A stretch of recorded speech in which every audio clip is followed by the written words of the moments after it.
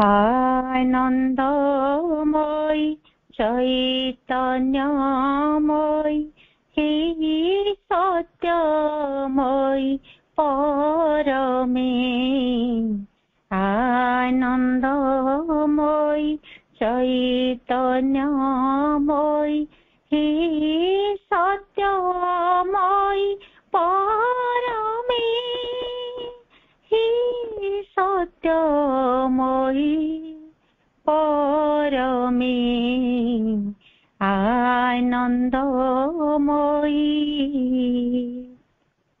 फूल पाखुड़ारी तोर सुषमा पक्षी संगीतारे तोर मूर्छना फूल पाखुड़ारी तोर सुषमा पक्षी संगीतारे तोर मूर्छना संज आकाशर तुही लालिमा संज आकाशर तुही लालिमा जह्न ढाले नीति तोर करुणा सौंदर्यमयी हे मधुमयी हे प्रेममयी परमे आनन्दमयी चैतन्यमयी हे सत्यमयी परमे हे सत्यमयी परमे आनन्दमयी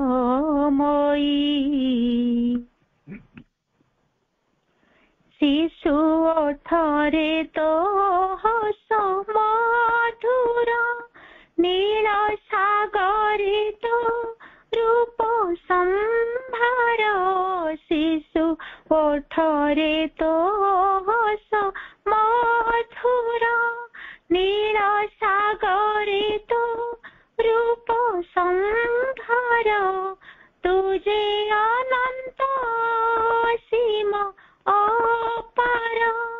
तुझे अनंत सीम अपार तुझे पूरे छु भीतर बाहर करुणामयी हे स्नेहमयी हे हास्यमयी परमे आनन्दमयी चैतन्यमयी हे सत्यमयी परमे हे सत्यमयी परमे आनन्दमयी चैतन्यमयी हे सत्यमयी परमे आनन्दमयी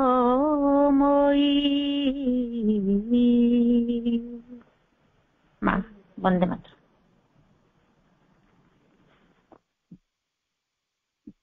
करुणामयी माँ परम प्रभु श्री अरविंद पाद पद्म अनंत कोटि कृतज्ञता पूर्ण प्रणाम एवं এই শুভ সন্ধ্যাରେ ଶ୍ରୀ ଅରବିନ୍ଦ ପାଠଚକ୍ରରେ ଯୋଗଦାନ କରିଥିବା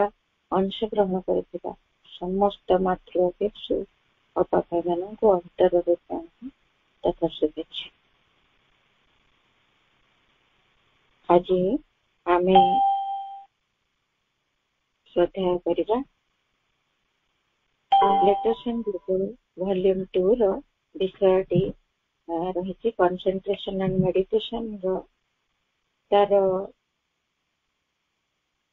ଅନ୍ତର୍ଗତ ବିଷୟଟି inertia laziness tiredness in meditation निष्क्रियता वा जड़ता आलस्य एवं क्लांति एगुड़िक ध्यान समय भी अनुभूति ताहारी संबंधी किसी प्रश्नर उत्तर प्रभु आमको प्रदान करछन्ति साधक मानकर जिज्ञासार यही सब उत्तर गुड़िक आम मान अधिक उपादेय हो उठे। ये जो मेडिटेशन एवं कंसंट्रेशन ध्यान एकाग्रता ये सब साधना रे अत्यंत गुरुत्वपूर्ण भूमिका निर्वाह कर। माँ तारा जोहर को चिट्ठी लिखिले, in the very depths of your being, deep within your breast, the divine presence is permanently there, luminous and peaceful, full of love and wisdom. It is there so that you may unite with it, and it may transform you into a luminous and radiant consciousness. केते सुंदर कथा कहउछन्ति माँ आम सत्तार गभीरता मध्य निबिड़ गभीरता मध्य हृदय मर्म स्थल से दिव्य परम उपस्थिति चिरस्थायी भाव रही जे कि ज्योतिर्मय हो रही, शांतिमय हो रही, प्रेममय हो रही, ज्ञान रे परिपूर्ण हो रही। से कहीं आम भीतर अच्छे ना आमे तांको सहित एकात्म हो पारिबु एवं सीए आम चेतना को रूपांतरित करि पारिबु, आम चेतना को ज्योतिर्मय चेतना परिवर्तित कर दे पारिबु। एथि लागि से आम अंतर मध्य अछि। ताहले कोन करिबा को हबो ता मध्य कहउछन, together you and I are going to try to silence the outer noise on the surface of your being, so that in silence and peace you may unite with the inner glory. That day will then become the day of your new birth. एते सुंदर कथाटे कहउछन्ति कि तुमे आ मु आ कहउछन्ति together you and I, तुमे एवं मु एका साथी रे चेष्टा करिबा हमर ए बाह्य कोलाहल को टिके नीरव करदेवा लागि। तुम सत्तार से बाह्य कोलाहल को नीरव करिदेले नीरवता मध्य रे शांति मध्य रे तुमे से आंतर महिमामय को सहित युक्त हो पारिबो। और जो दिन युक्त हो पारिबो सेई दिन ही तुमर नवजन्म दिवस। तेणु एई कार्यटी पाई हमको ध्यान एवं एकाग्रतार आवश्यकता अछि, से नवजन्मर आवश्यकता अछि। ताहारे लागि ध्यान एकाग्रता ये सबुर अत्यंत आवश्यकता साधना रही। एइथिपाई ही आमे ध्यान एवं एकाग्रतार अभ्यास करुथिबा दिन एमिति आसीबो जो दिन कि माँ आम सहित रही आम चेतनार बाह्य कोलाहल को नीरव करदेवे एवं आमे अंतर्गत से दिव्य महिमा सहित मिलित हो नवजन्म लाभ कर। स्वयं दिव्य जननी आमको एभली निर्भर प्रतिश्रुति देउछन्ति। केवल तारा दिन को देई नांती, तारा दिन को जो केवल निर्भर प्रतिश्रुति देइछन्ति ताहा आम समस्त। तेणु ध्यान एकाग्रता ये सब अभ्यास नित्य करुथिबा एवं ताहारे मध्य रे मां को साहाय्य आमको से सिद्धि आड़ को नहीं जिवो। तेबे ध्यान रे केते गुडे जो डिफिकल्टीज आसे ताहा में से गुडी को विषय रे पढुचे। आज रे पर्याय रे से जड़ता बा निष्क्रियता आलस्य क्लांति ये सब विषय रे प्रभु को उत्तर करे। It is not a fact that when there is obscurity or inertia, one cannot concentrate or meditate. ଏଇଟା ଏମିତି କଥା ହେଇକି ରହି ନାହିଁ ଯେ ଯେତେବେଳେ ଆମ ଚେତନା ମଧ୍ୟରେ ଆମ ଭିତରେ ରହିଥାଏ ଯେ ସେଇ ଜଡତା, ନିଷ୍କ୍ରିୟତା, ଆଳସ୍ୟ ଏଗୁଡିକ ଯଦି ରହିଥାଏ ଆମ ଚେତନା ଭିତରେ, ତାହେଲେ ଜଣେ କେବେ ଯେ ଧ୍ୟାନ କରିପାରିବନି, ଏକାଗ୍ର ହେଇପାରିବନି ତାହା ନୁହେଁ। ଏହା ଆଜି ଯେ ଆମେ ଧ୍ୟାନ କଲା ବେଳକୁ ଆମ ଭିତରେ ଏମିତି ଏକ ଜଡତାର ସ୍ଥିତି ଆସିଯାଏ, ଯେତେବେଳେ ଯୋଉ ଧ୍ୟାନ କରୁଛେ କେମିତି ନିଷ୍କ୍ରିୟତା ବା ଜଡତା ଆସେ, ଧ୍ୟାନ ମଧ୍ୟରେ ଆମେ ବସିଛୁ ସେମିତି ବସିଛୁ, ପଥର ଭଳିଆ ଆଖି ବନ୍ଦ କରିକି ବସିଛୁ, ନା କିଛି କରୁଛୁ, ନା କିଛି ଅନ୍ତର ଚେତନା ମଧ୍ୟରେ ପ୍ରବେଶ କରୁଛୁ, ନା କିଛି ଅନୁଭୂତି ଲାଭ କରୁଛୁ। ଏମିତି ଗୋଟେ ଅବସ୍ଥା ଆସେ, ତାହା ହିଁ ଇନର୍ସିଆ। ଏବଂ ଆଳସ୍ୟ କଣ? ଧ୍ୟାନରେ ବସି ଧ୍ୟାନ ଲାଗି ଯୋଉ ପ୍ରକାର ଏକାଗ୍ରତା ଏବଂ ଧ୍ୟାନ ଲାଗି ଯୋଉ ପ୍ରକାର ଆମକୁ ସଚେତନ ରହି ପ୍ରୟାସ କରିବାକୁ ଚେଷ୍ଟା କରିବାକୁ ହୁଏ, କିଛିଟି ଆମକୁ ସେଇ ଦିଗରେ ଅଭ୍ୟାସ କରିବାକୁ ହୁଏ, ସେତିକି ନକରି ପ୍ରତ୍ୟେକ ଦିନ ଖାଲି ବସି ପଡୁଥିଲେ ଯେ ଧ୍ୟାନ ହେଇଯିବ, ଏଇ ଭାବ ଯଦି ଥାଏ ତାହା ହଉଛି ଲେଜିନେସ୍ ବା ଆଳସ୍ୟ। କେବଳ ବସି ଯାଉଛି ଆଉ ଟାୟାର୍ଡନେସ୍। ଧ୍ୟାନ କରିବା ପାଇଁ ଅକ୍ଳାନ୍ତ ପରିଶ୍ରମ କରିକି ଆମେ ଲାଗି ରହୁଛୁ, ସେ କେମିତି ଧ୍ୟାନଟି ହବ? ସେଇ ଚିନ୍ତା ଗୁଡିକୁ ତଡିବାକୁ ଲାଗୁଛୁ, ଏଣୁ ତେଣୁ ଚିନ୍ତା ଭାବନା ଗୁଡିକୁ ତଡିବାକୁ ଲାଗୁଛୁ, ଏଇସବୁରେ ସମୟ କଟି ଯାଉଛି ଏବଂ ଆମେ କ୍ଳାନ୍ତ ହେଇପଡୁଛୁ। ଏଇ ସବୁ ଅବସ୍ଥା ଗୁଡିକ ତେବେ ଏଇଗୁଡିକ ଥିଲେ ଯେ କେବେ ବି ଧ୍ୟାନ ଏବଂ ଏକାଗ୍ରତା ଆମେ ଲାଭ କରିପାରିବୁନି, ଧ୍ୟାନ ଠିକ ରେ କରିପାରିବୁନି, ଏକାଗ୍ର ହେଇପାରିବୁନି, ତାହା ନୁହେଁ। ଏକଥା ବି ସମ୍ଭବ ହବ ତା ସହିତ ଯଦି ଆମେ ଅଭ୍ୟାସ କରୁ। କହୁଛନ୍ତି ପ୍ରଭୁ, if one has the inner being, has in the inner being the steady will to do it, it can be done. ଯଦି ଜଣଙ୍କର ଅନ୍ତର ମଧ୍ୟରେ ଏକ ସ୍ଥିର, ଅଚଞ୍ଚଳ, ଅବିଚଳ ଏକ ଇଚ୍ଛା ଶକ୍ତି, ସଂକଳ୍ପ ଶକ୍ତି ଥାଏ, ନିଶ୍ଚିତ ଭାବରେ ଆମେ ଦିନେ ଧ୍ୟାନ ଏବଂ ଏକାଗ୍ରତା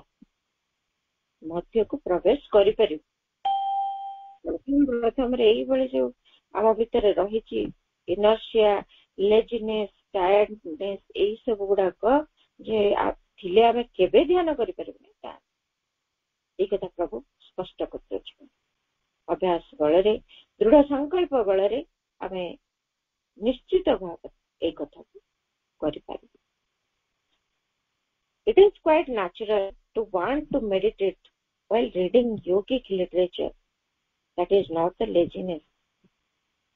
ଆମେ ଭାବୁ ଯେତେବେଳେ ଆମେ କୌଣସି ଯୋଗ ସମ୍ବନ୍ଧୀୟ କିଛି ଲେଖା ପଢୁଥାଉ, ଆମ ଭିତରେ ଧ୍ୟାନ କରିବା ପାଇଁ ଏକ ପ୍ରବଳ ଉତ୍ସାହ, ପ୍ରବଳ ପ୍ରେରଣା ଜାଗି ଉଠେ। କାରଣ ଯେତେକ ଯୋଗ ସମ୍ବନ୍ଧୀୟ ଲେଖା ଗୁଡିକ ପଢିଲା ବେଳେ ଆମକୁ ସାଙ୍ଗେ ସାଙ୍ଗେ ଧ୍ୟାନସ୍ଥ ହେଇ ପଡିବାର ଗୋଟେ ଇଚ୍ଛା, ଗୋଟେ ପ୍ରେରଣା ଏବଂ ଗୋଟେ ଉତ୍ସାହ ଆମ ଭିତରେ ସାଙ୍ଗେ ସାଙ୍ଗେ ଯେମିତି ଅଟୋମେଟିକାଲି ଆସେ। ସେଇ ସମ୍ବନ୍ଧରେ ଚିଠିଟି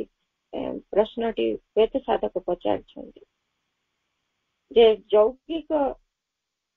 ବିଷୟ ସମ୍ବନ୍ଧିତ ଯେତେକ ଲେଖା ପଢିଲା ବେଳକୁ ମୋ ଭିତରେ ଧ୍ୟାନ କରିବାର ଏକ ଇଚ୍ଛା ଜାଗ୍ରତ ହଉଛି, ଏଇଟା ମୋର ଆଳସ୍ୟ କି? ତାହାର ଉତ୍ତର ହିଁ ପ୍ରଭୁ ଏଠି ଦଉଛନ୍ତି। ଏହା ସ୍ୱାଭାବିକ କଥା ଯେ ଯେତେବେଳେ ଜଣେ ଯୌଗିକ ପୁସ୍ତକ ଗୁଡିକ ପଢେ, ଯୋଗ ସମ୍ବନ୍ଧୀୟ ପୁସ୍ତକ ଗୁଡିକ, ଲେଖା ଗୁଡିକ ପଢେ, ତା ଭିତରେ ସ୍ୱାଭାବିକ ଭାବରେ ଧ୍ୟାନ କରିବା ପାଇଁ ଇଚ୍ଛାଟିଏ ଜାଗ୍ରତ ହୋଇ ଉଠେ। ସେଟା ଆଳସ୍ୟ ନୁହେଁ, ତାହା ଲେଜିନେସ୍ ନୁହେଁ।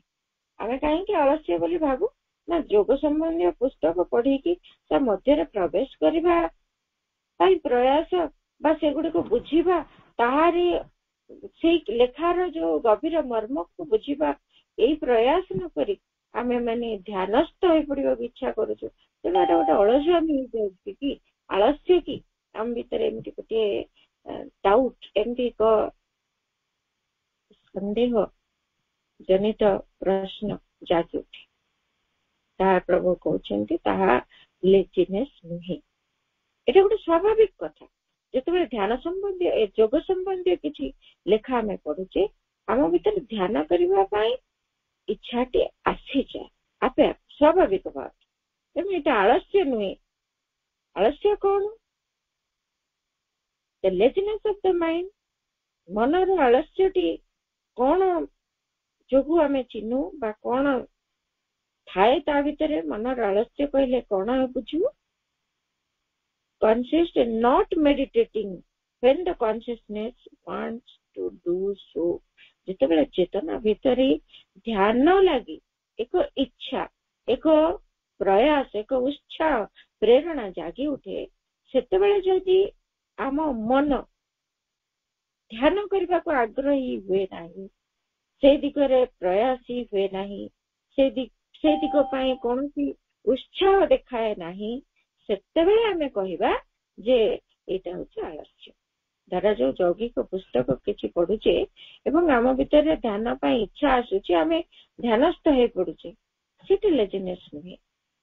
ସେଟା ଆଳସ୍ୟ ନୁହେଁ। କିନ୍ତୁ ମନରେ ଆଳସ୍ୟ ଅଛି ବୋଲି କେତେବେଳେ କହିବା? ଯେତେବେଳେ ଆମ ଭିତରେ ଆସୁଛି ପ୍ରେରଣା ଯେ ଧ୍ୟାନସ୍ଥ ହେବୁ, କିନ୍ତୁ ତାହା ନ କରି ମନଟି ଅନ୍ୟ ଦିଗରେ ନିଜକୁ ନିୟୋଜିତ ରଖୁଛି, ତାହା ହଉଛି ମନର ଆଳସ୍ୟ। ଏଇ କଥାଟି ବାଧା ସୃଷ୍ଟି କରେ ଧ୍ୟାନରେ। ତେଣୁ ଏଇଠି ଆମେ ଭଲ ଭାବେ ଜାଣିବା ଆଳସ୍ୟ କଣ ଏବଂ ନିଷ୍କ୍ରିୟତା ବା ଜଡତା, ତାହା ବି ପ୍ରଥମରୁ ଜାଣିଲେ। ତାପରେ କହୁଛନ୍ତି ଆଉ ଗୋଟେ ପ୍ରଶ୍ନର ଉତ୍ତର, ଯେତେବେଳେ ଗୋଟେ ଧ୍ୟାନ ସମୟରେ କିଛି ଡଲ୍ ଅବସ୍ଥା, କିଛି ଯେମିତି ମାନ୍ଦା ଅବସ୍ଥାଟିଏ, କିଛି ଗୋଟେ ଇନର୍ସିଆର ଅବସ୍ଥା, ଡଲ୍ ଅବସ୍ଥା ଭଳି ଗୋଟିଏ ଅବସ୍ଥା ଆସେ, ଟିକେ ମାନ୍ଦା ଅବସ୍ଥା ଭଳି ମନେ ହୁଏ, ଯେମିତି ଧ୍ୟାନରେ ବସିଛୁ ଡଲନେସ୍ ଫିଲ୍ କରୁଛୁ। ତାହା କିଭଳି ହେଇପାରେ, ତାହାରି ବିଷୟରେ ବି ପ୍ରଭୁ ଉତ୍ତର ଦେଇ କହୁଛନ୍ତି ଯେ ego I suppose or inertia, ଯଦି ଅହଙ୍କାର ହେଇପାରେ ବା ଏଇ ନିଷ୍କ୍ରିୟତା ବା ଜଡତା ହେଇପାରେ, ଯେ କି ବାଧା ସୃଷ୍ଟି କରେ hinders the feeling of satisfied peace or quiet release in meditation। ଯେତେବେଳେ ଧ୍ୟାନ କରୁ ସେତେବେଳେ ଆମ ମଧ୍ୟରେ ଉନ୍ମୋଚିତ ହେଇଯାଏ କଣ? ଯୋଉ ନୀରବତା, ସ୍ଥିରତା, ଶାନ୍ତି, ଏସବୁ ଆମ ଭିତରେ ଉନ୍ମୋଚିତ ହୁଏ, ପ୍ରକାଶିତ ହୁଏ, ଆମ ମଧ୍ୟକୁ ବହି ଆସେ। ସେଇଗୁଡାକ ଅନୁଭବରେ ଏଇଗୁଡିକ ବାଧା ସୃଷ୍ଟି କରେ। ଇଗୋ ହେଲା, ଇନର୍ସିଆ ହେଲା, ଏଇ ଦୁଇଟି ଯାକ, ଅହଙ୍କାର ଏବଂ ଇନର୍ସିଆ। ଇନର୍ସିଆ କେମିତି ନା, ସିଏ ଏମିତି ଏକ ଜଡାବସ୍ଥାକୁ ଚାଲିଯିବ, ଏମିତି ଏକ ନିଷ୍କ୍ରିୟ ସ୍ଥିରତାକୁ ଚାଲିଯିବ ଯେ କିଛି ବି ସେ ଗ୍ରହଣ କରିପାରିବ। ସେଇ ଶାନ୍ତି, ସେଇ ସ୍ଥିରତା ଯାହା ଆମ ପାଖକୁ ଆସୁଛି ତାକୁ ସେ ଗ୍ରହଣ କରିବାର ସ୍ଥିତିରେ ରହିପାରିବ ନାହିଁ। ପୁରା ଗୋଟେ ସ୍ଥାଣୁ ଅବସ୍ଥା, ତା ଭିତରେ ଦେଇକି କିଛି ପ୍ରବାହିତ ହେଇପାରିବ ନାହିଁ। ଆଉ ଇଗୋ କଣ?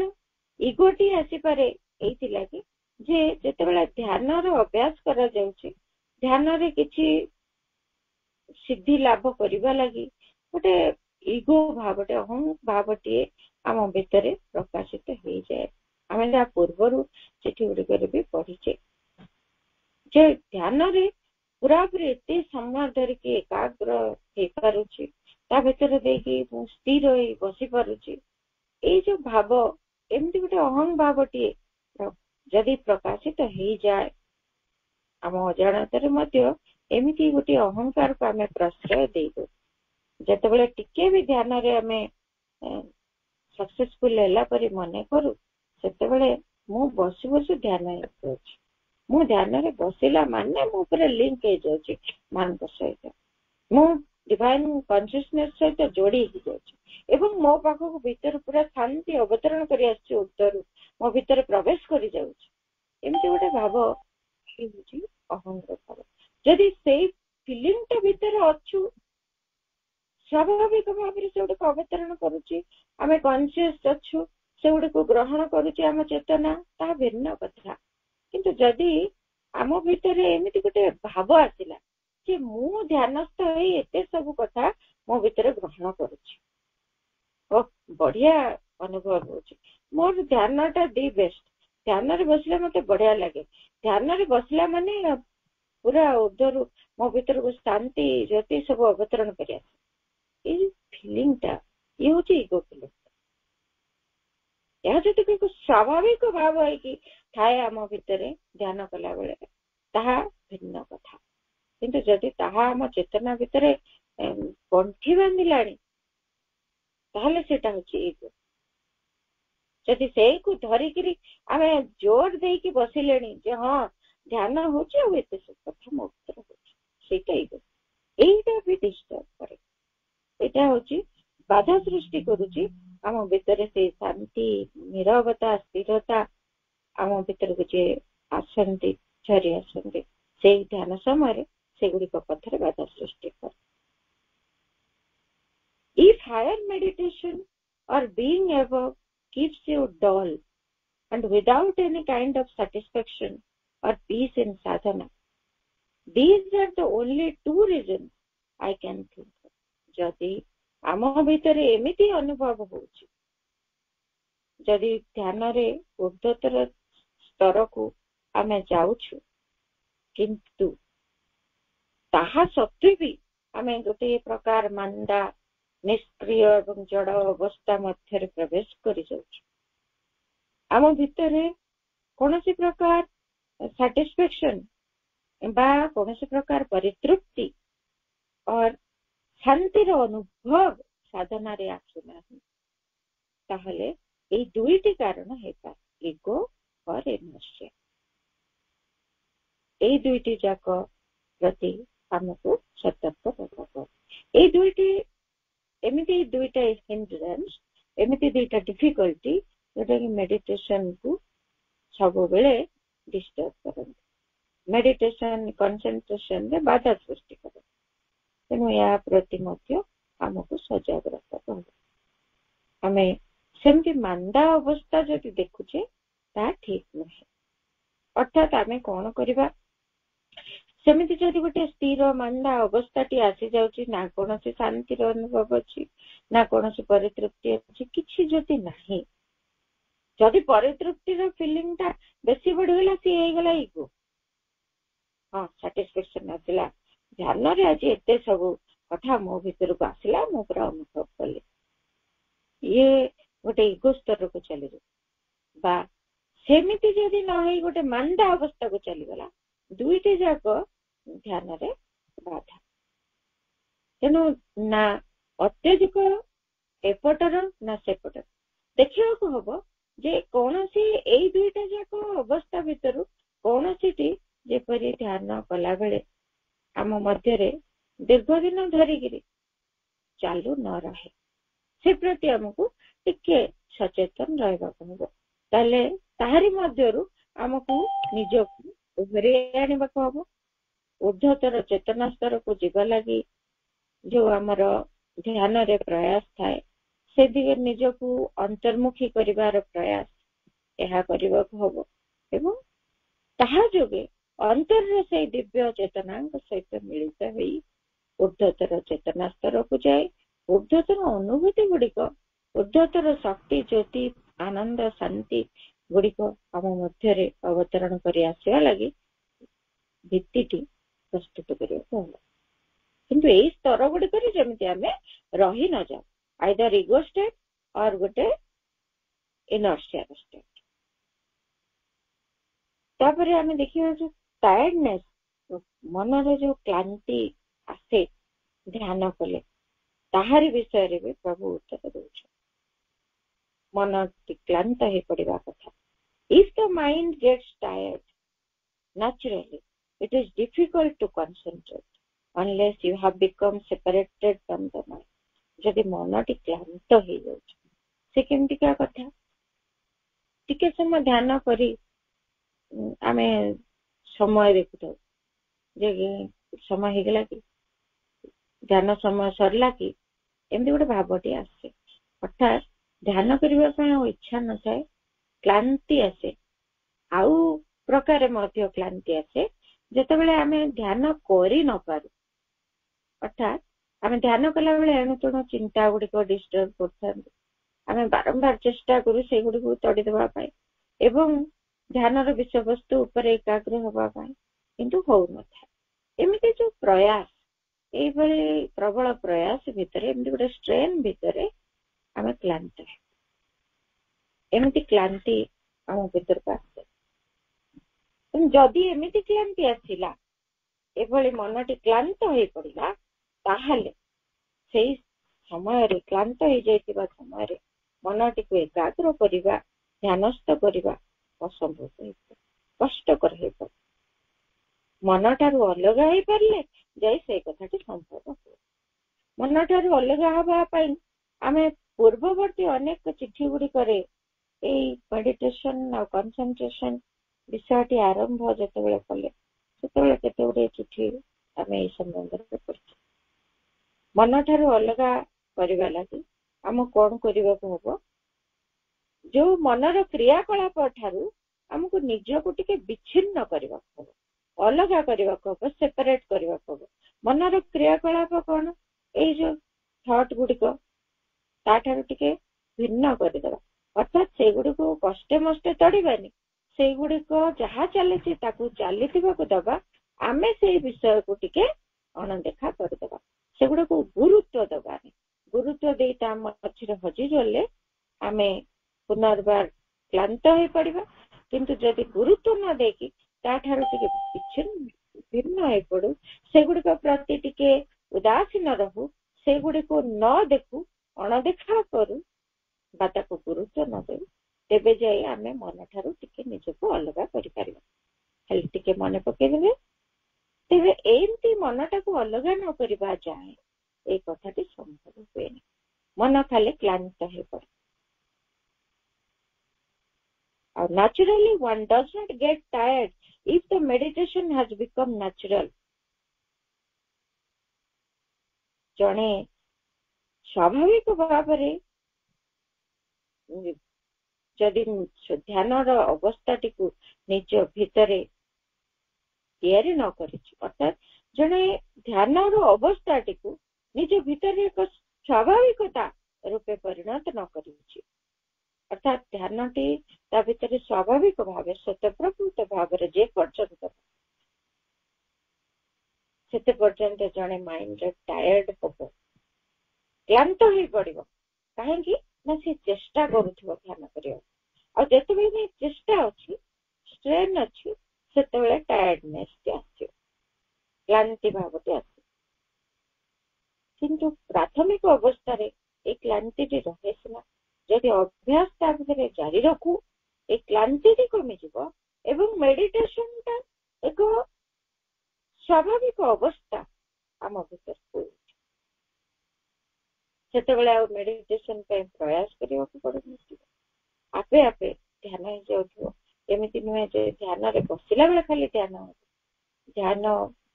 न करुथिला बेले समस्त कर्म भितर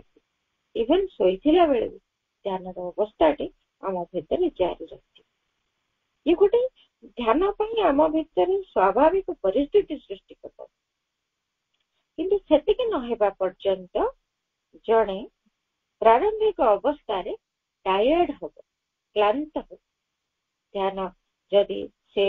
प्रयास करी करी करी करी ध्यान करुथिबो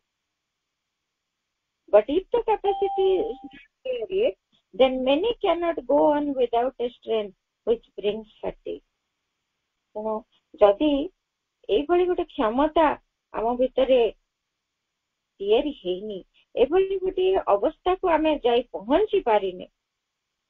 सेते बेले जाए कौन हम आमे से स्ट्रेन प्रयास करिवार प्रक्रिया मध्य रही एवं ताहा जोगे क्लांत हे किंतु से पर्यंत ये कथा गुड़ी को लगी ता माने नुहे जे आमे दिन तमाम खाली ध्यान करने चेष्टा करके क्लांत हो पड़ा ता भी प्रभु मना करछंती आमे पूर्ववर्ती चिठी रे पढ़िछे जिते बेले आमे क्लांत अनुभव करुचु सेते बेले ध्यान को बंद करू पुनर्बार आउ गोटे टाइम रे पुणी थरे चेष्टा करिवे पुणी जेतेबेले क्लांति आसुची पुणी सेठी स्टॉप करिवे क्लांति सहित जदि ध्यान रे बसु एकाग्रतार प्रयास करू ताहा विफलता ही आमे तापरे भारी दुखी पड़ू मन कष्ट हुए आउ निजर आग्रह कमी जाए ध्यान एवं एकाग्रता दिग प्रयास करुथिबार आवश्यकता हेउथिबा जाए से क्षमताटी आम भीतर अधिक परिमाण रे तैयारी न हेबा जाए आमको ध्यान रे एमती अभ्यास करथिबा पब सेति समय लिमिटेशंस रखिबा किछि कम समय रु आरंभ करी अधिक समय आडको धीरे धीरे जीवा व्यस्त हे पड़िबानी ध्यान मते क्लांत करुच्ची आहुरी मु ध्यान करी आहुरी अधिक समय ध्यान रे बसिबी ना क्लांति आसिला परे ध्यान रे निजे को निवृत्त करबा आवश्यक नहले ताहा फलप्रद हुए नाही concentration is very helpful and necessary ए साधना रे एकाग्रता बहुत साहाय्य करे जेकोसी कथा रे एकाग्र हेबा भारी सहज हे पड़े कोनसी कथा को निजर जो योग साधना बल रे से डिवाइन कठारे निजर एकाग्रता को धरी रखिबा समग्र समय रे प्रति मुहूर्त रे ताहा एकांत आवश्यक एक कथा तेणु एकाग्रता साधना मध्य भारी उपादेय एवं आवश्यक the more one concentrates the more the force of the योग ग्रोज जिते अधिक रु अधिक जने एकाग्र हब सेते अधिक रु अधिक योग शक्ति सी निज भितर विकसित भी कर एकाग्रता द्वारा योग शक्ति ता मध्य विकसित किंतु एटी गोटे कथा प्रभु लिखुचंदी of course in the limits of the body capacity without straining it आमे जे भाव एकाग्र हवा पई जो भली आमे लागी पड़ी शरीर क्षमता अनुजाई हमको एकाग्रता अभ्यास करवा कारण जेतेबेले आमे एकाग्रतार अभ्यास करू शरीरटा को आमे सेठी भूली गले चलिबा केवल मन रे एकाग्र हवा को चेष्टा करबा बेले को ए शरीरटा हम गोटे क्षमता मध्य रही जेते कि तार क्षमता ता ठाରୁ अधिक कले आ क्लांत हे ता मन रे एकाग्र हो कि मानसिक भाव रे ध्यान पाए प्रयास करू तारे भितर शरीर भी क्लांत केवल जो मन क्लांत हुए ताहे शरीर रे मध्य क्लांति आसे but you must be prepared for the meditation being sometimes not successful and not get upset by it जेतेबेले आमे मेडिटेशन करू सेही आमे प्रस्तुत रहिबो जे केबे केमिति आमे सक्सेसफुल हबु बा केतेबेले आमे विफलता मध्य होगी अर्थात ध्यान केतेबेले हेई परिबो केतेबेले हेई परिबो एकाग्रता केतेबेले बहुत भल भाव संभव हम तो केतेबेले मोटे एकाग्रता आसीबो भी नहीं एमिति भी हबो सेति पई प्रभु कहउचंदी बेले बेले ए सब कथा गुडी हबो तेनु हमको प्रस्तुत रहबा पबो से गुडी को नै करी आमे अपसेट हबोनी आमे दुखी हबोनी बा से गुडी को नै करी मन उणा करबोनी बा निज भितरे हताश हे पड़िबोनी निरुत्साहित हे पड़िबो कहेंगे ना that variability of the meditation happens to everybody एमिति जो प्रकार जो परिवर्तन रही छी अनेक के जो वेरिएबिलिटी केते गुडिए चेंजेस दे जो प्रकार केबे सक्सेसफुल होचो केबे होउनु केबे केमति आम भितरे से कथाटी संभव हे जो हमको लागिवो ध्यान कले बहुत डीप मेडिटेशन हे जाउछ केते बेला भारी अति कंसंट्रेशन ता बहुत निबिड़ एकाग्रता मध्य को आमे प्रवेश करि पारु किंतु बेले बेले देखा जाए मोटे ही कंसंट्रेशन आसीबोनी कि ध्यानस्थ भी हे परिबो एमिति मध्य हुए कारण एइटी आमो पई जे केवल होउची ताहा नुहे यह समस्तंग पई हबो एमिति वेरिएबिलिटी समस्तंग क्षेत्र रे हबो एही मनुष्य मानक पई एही सब कथा हबो जेतु मनटी अछि मनटी तार एक्टिविटी रखिछि प्राण शरीर प्रत्येकटीर निजस्व गतिधारा गुड़िक मध्य रहिछि सेगुड़िकर हस्तक्षेप मध्य रहिछि तेणु सबु समान परिमाण रे समान धारा रे ध्यान बा एकाग्रता समस्तक हेब नहीं तेणु यही ध्यान रे विभिन्न प्रकार परिवर्तन प्रत्येक मनुष्य होता है द्वारा कौन प्रकार आम दुखी अनुभव करने उचित नुहे निराश होगा उचित नुहे there are different causes for it बहुत अलग कारण रही एसबू किंतु एमती हुए अलग अलग कारण कौन हो पारे जमती शरीर केतेबेले धरा जो आमर देह टी असुस्थ अच्छे सेतेबेले से कंसंट्रेशन मेडिटेशन हबनी आम से विफल हबू सेमती प्राण भितर किसी गोटे उत्तेजना आवेग रही आमको सी आइदर उत्तेजित करी रखी और कौन सी प्रकार दुर्बलता आसी जहाँ द्वारा हताश हो निराश होम प्राण किसी गोटे कथा भावी सी हो पारिनी कि घरे कौन गोटे जार समाधान हो पारिनी बोली से दुखी होची किसी गोटे कामना वासना रही जो गुड़ाक पूरण हो पारुनी बोली दुखरे अच्छी पूरण हो गला बोली अत्यधिक खुशी होकरी उत्तेजित होगी अच्छी एभली अवस्था रे मेडिटेशन कंसंट्रेशन हेबन सेमती माइंड ता मध्य केतेबेले डाइवर्ट होतिबो अन्य कोनोसी कथारे से निजको नियोजित करी रखिथिबो किछि गोटे मेंटल वर्क धरा जो किछि मानसिक समाधान कोनोसी समस्यार चिंता करी से बाहर करियो चेष्टा करूथो तो सेइथिरे से निजको नियोजित रखिथिबो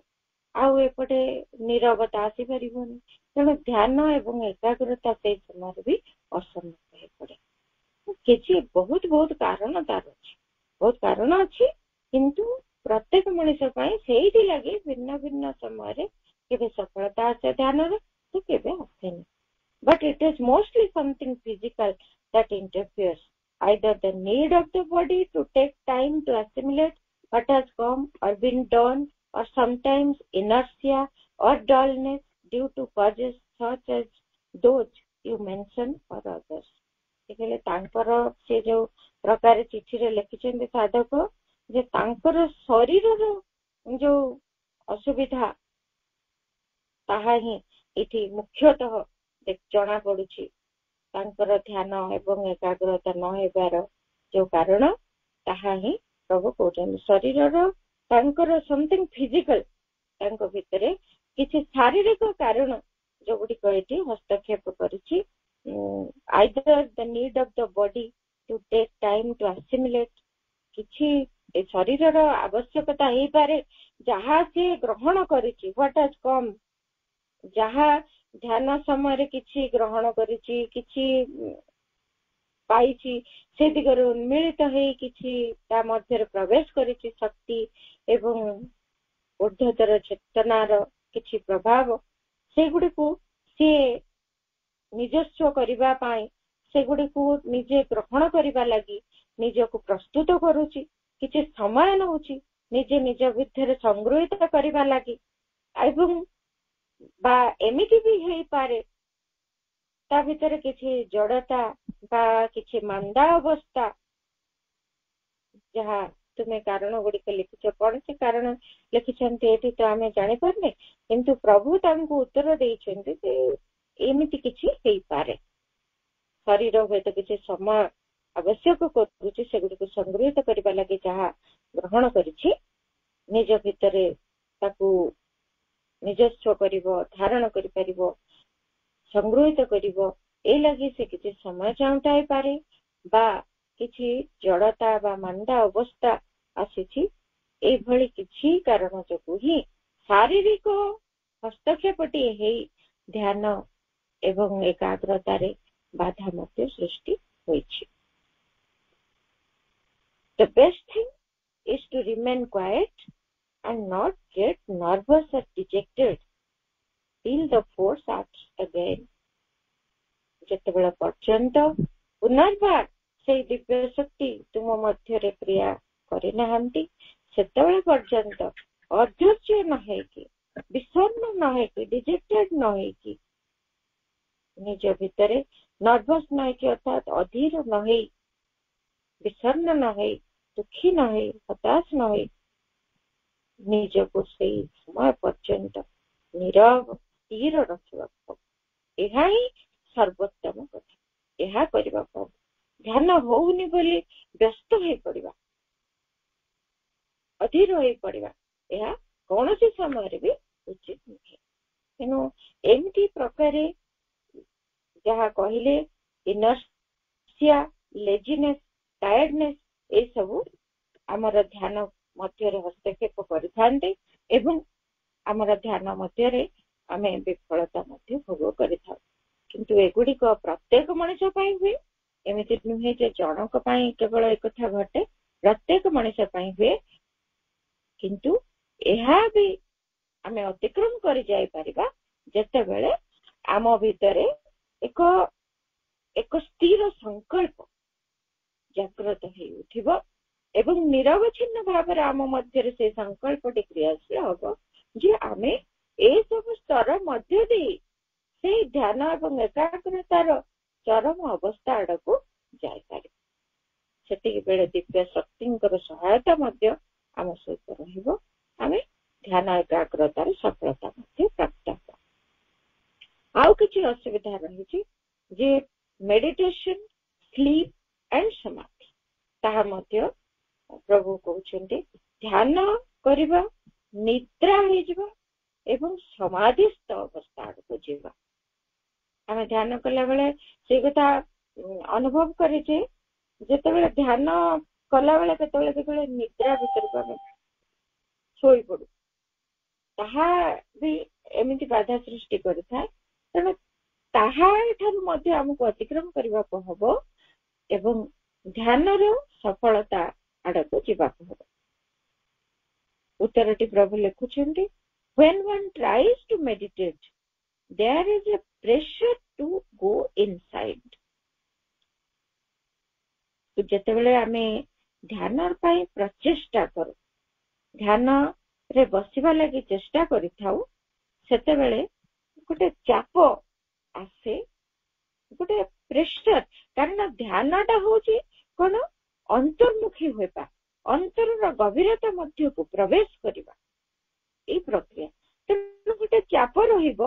ଯେ ସେଇ ଅନ୍ତରର ଗଭୀରତା ମଧ୍ୟକୁ ପ୍ରବେଶ କରିବା ପାଇଁ। lose the waking consciousness and wait inside. এই ବାହ୍ୟ ଜାଗ୍ରତ ଚେତନା ମଧ୍ୟରୁ ଯାଇ ଅନ୍ତର ଚେତନା ମଧ୍ୟରେ ଜାଗ୍ରତ ହୋଇ ଉଠିବା। এই ବାହ୍ୟ ଜାଗ୍ରତ ଚେତନାକୁ ଆମକୁ ହରେଇବାକୁ ପଡିବ ଏବଂ ଅନ୍ତର ଚେତନାରେ ଜାଗ୍ରତ ହୋଇ ଉଠିବାକୁ ହବ। ଯୋଉ ଅନ୍ତର ଚେତନା ଏବେ ସୁପ୍ତ ଅବସ୍ଥାରେ ଅଛି ଏବଂ ବାହ୍ୟ ଚେତନା ଜାଗ୍ରତ ଅବସ୍ଥାରେ ଅଛି, ଧ୍ୟାନ ଏକାଗ୍ରତା ମାଧ୍ୟମରେ ଆମେ ଅନ୍ତର ଚେତନା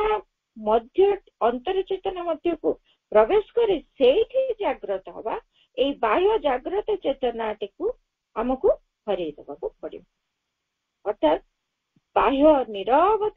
ବାହ୍ୟ ଚେତନାର ନିରବତା ଭିତରେ ଅନ୍ତର ଚେତନାର ଜାଗ୍ରତତା ଆବଶ୍ୟକ ଅଛି। In a deep inner consciousness ଆମକୁ ଗୋଟିଏ ଗଭୀର ଆନ୍ତର ଚେତନା ମଧ୍ୟକୁ ପ୍ରବେଶ କରିବାକୁ ହୁଏ। But at first the mind takes it for a pressure to go to sleep. କିନ୍ତୁ ପ୍ରଥମେ କଣ ହୁଏ, ଯେତେବେଳେ ବାହ୍ୟ ଜାଗ୍ରତ ଚେତନାଟିକୁ ଆମକୁ ସ୍ଥିର କରିଦେବାକୁ ହୁଏ, ନୀରବ କରିଦେବାକୁ ହୁଏ, ସେଟିକୁ ହରେଇ ଦେବାକୁ ହୁଏ, ଅର୍ଥାତ୍ ସମଗ୍ର ଜାଗ୍ରତତାକୁ ପୁରାପୁରି ସାଇଲେଣ୍ଟ କରିଦେବାକୁ ହୁଏ, ସେତେବେଳେ ଅନ୍ତର ଚେତନା ମଧ୍ୟକୁ ପ୍ରବେଶ କରିବ ଏବଂ ଅନ୍ତରର ସେଇ ସୁପ୍ତ ଚେତନା ଭିତରେ ଜାଗ୍ରତତା ଆଣିବାକୁ ହୁଏ ଏଇ କାର୍ଯ୍ୟଟି। ତେଣୁ ଯେତେବେଳେ ବାହ୍ୟ ଜାଗ୍ରତ ଚେତନାଟାକୁ ଆମେ ହରେଉ, ଯେତେବେଳେ ତାକୁ ଛାଡି ଦେଇ ଅନ୍ତର ଚେତନା ଭିତରକୁ ପ୍ରବେଶ କରିଯାଉ ଗଭୀରତା ମଧ୍ୟକୁ, ସେତେବେଳେ ମନ ଏଇ କଥାକୁ କେମିତି ଗ୍ରହଣ କରେ, ହରେ pressure to go to sleep, ନିଦ ମଧ୍ୟକୁ ପ୍ରବେଶ କରିବାକୁ, ନିଦ୍ରା ମଧ୍ୟକୁ ପ୍ରବେଶ କରିବା ପାଇଁ ସେ ଏକ ଚାପ କରି ଏହାକୁ ଅନୁଭବ କରେ। ସେଥିପାଇଁ ଆମେ ଯେତେବେଳେ ସମସ୍ତେ ତ ଧ୍ୟାନର ଅଭ୍ୟାସ କରିଛେ, आमे प्रत्येक एई स्तर मध्य देई निश्चित गति करुछा ध्यान जेतेबेले टिके करबा को आरंभ करूछु अंतर चेतना मध्य को प्रवेश करूछु आपे आपे निदर स्थिति को चली जाउछु हमको निद आसी अछि कहीं के भଳି हुए ना मन एटी को तार नीरवता तार अव्यस्तता नहीं मन मध्य निरंतर कोलाहल चलछि चिंता गुड़िकर दौड़ा धपड़ा चलछि तार क्रियाशीलता निरवच्छिन्न भाव में चलछि जिते से क्रियाशीलता को बंद कर दिया जाउछि ताकू लागुछि से गोटे चाप खाली चुप ही सोई पड़ुछि नीरवता सहित अभ्यस्तता तार ना since sleep is the only kind of inner consciousness to which it has been accustomed कारण सी केवल गोटे कथा सहित अभ्यस्त जदि से चुप रहिला नीरव रहिला अंतर्चेतना मध्य को प्रवेश कला से सोई आ तार किसी कार्य नहीं से जो प्रकार स्थिति आसीव से होची निद्रा एइतिर से अभ्यस्त से आम दिन सारा आम मुंड केते आड़े केते काम करछि जेतेबेले माइंड टिके चुप हो शोई पड़े आराम से शोई पड़े निद्रा मध्य प्रवेश कर जाए से अभ्यस्त कारण सी एक्टिव रहा निद्रा मध्य को प्रवेश कर तार गोटे अभ्यस्तता रही इन योग बाय मेडिटेशन जो ध्यान द्वारा आम योग करने को चाहूँ sleep is there for often the first difficulty से सब बेले निद्राटा हूँ गोटे प्रथम बाधा but if one perseveres then gradually the sleep changes to an inner conscious state किंतु जने जी या सहित निजर अध्यवसाय जारी रखे प्रयास करी चले ध्यान करने निद्रा मध्य बाहरी जाए से अंतर गभीरता मध्य जागृत हो उठ एमती स्थिति को से जीव गोटे इनर कॉन्शियस स्टेट को से जीव अंतर जागृत अवस्था को सी जाए प्रवेश करे एटा जदि से अभ्यास जारी रखे ताहले संभव हो नहले प्रारंभिक अवस्था रे एमती स्लीप ता आसीब निद्राटा आसीब माइंड ता टिके शांत हो गला स्थिर हो गला टिके मेडिटेशन स्टार्ट करू करू शांति टिके अनुभव कला शांति रो अवतरण टिके हला से निद्रा रे डुबुछु कारण तार किसी कार्य नहीं सोई पड़ी तो निद्रा भीतर को प्रवेश कर जाए ये गोटे प्रथम डिफिकल्टी जितेबाला आम ध्यान माध्यम योग करूँ किंतु एटा जो गोटे डिफिकल्टी सबुदिन रही नहीं बहु जनकर ध्यान रे बसले सोई पड़ती काठ चक्र रे बसले सोई पड़ती कहीं ना से प्रकार जो मनटी को स्थिर कर दिया जाए नीरव कर दिया जाए संगे संगे मनटी सोई पड़ार अभ्यास से अभ्यस्त अच्छी किंतु से अभ्यस्तता भीतर ताको परिवर्तित होबाको पड़े नहले जोग हो पार से केवल सेमती सोई रही से ताठो आगो को किसी जाई परिबा प्रथम अनुभूति भीतर जो सोई पड़ला से सोई पड़ुथिबो सब बेले तार आगो को कौन अच्छी केमिति गोटे इनर कॉन्शियस वेकफुलनेस को से जीव से कथाटी से हासिल कर परिबा तेणु याकू अतिक्रम करबा पाई बारंबार बारंबार एई भले अध्यवसाय एभले अभ्यास रो आवश्यकता रही आगो को एई संबंध रे भी आउ किछि चिठी रही परवर्ती पर्याय पढ़िबा आज आलोचना को मां को पाद पद्म रे कृतज्ञतापूर्ण प्रणाम सहित निवेदन करुछि अपा भाई मानन को अंतर धन्यवाद।